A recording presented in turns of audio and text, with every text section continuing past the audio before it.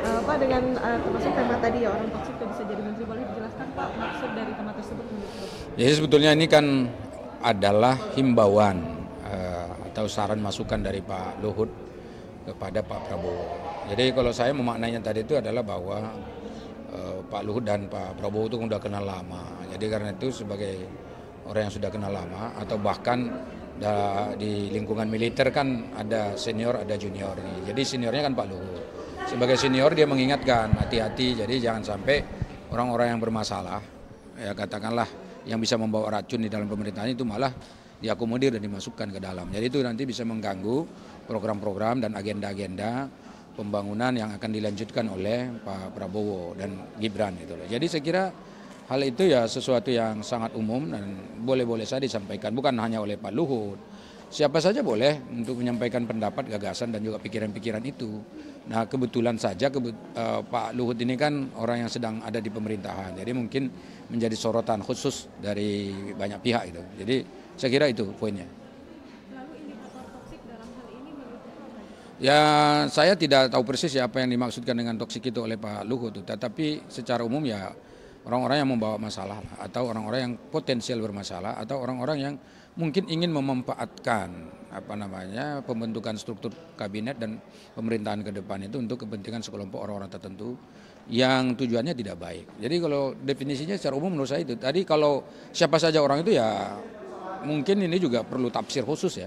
Yang tahu ya Pak Luhut, ya kita tanya sama Pak Luhut siapa yang dia maksud gitu. Tapi kalau kita yang menafsirkan secara umum ya seperti yang saya jelaskan tadi. Terkait penambahan menteri, jadi ada 40 menteri ini di kabinet Prabowo, ini tanggapan dari Bapak? Jadi itu tergantung dari kebutuhan dari Prabowo. Prabowo sebagai presiden elek yang dipilih oleh rakyat secara demokratis memiliki kewenangan dan hak konstitusional, hak prerogatif untuk menyusun kabinet.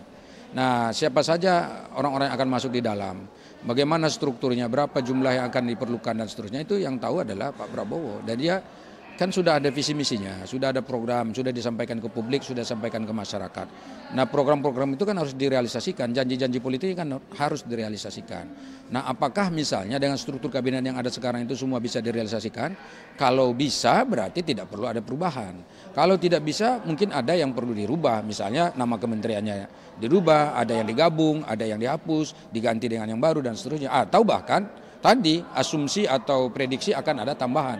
Nah itu diserahkan dulu ke Pak Prabowo seperti apa, nanti baru kita lihat bagaimana mekanisme dan solusinya sehingga nanti itu bisa diwujudkan. Tetapi ingat bahwa apapun nanti yang akan diputuskan itu harus tetap sesuai dengan koridor aturan perundang-undangan yang berlaku sehingga semuanya tetap berjalan dalam konteks negara kita sebagai negara demokrasi. Tapi kalau dari Bapak sendiri setuju nggak sih dengan adanya penambahan menteri? Kita tetap akan loyal dan konsisten mendukung Pak Prabowo. Jika Pak Prabowo mengatakan dia membutuhkan itu ya kita akan lihat rasionalisasinya seperti apa.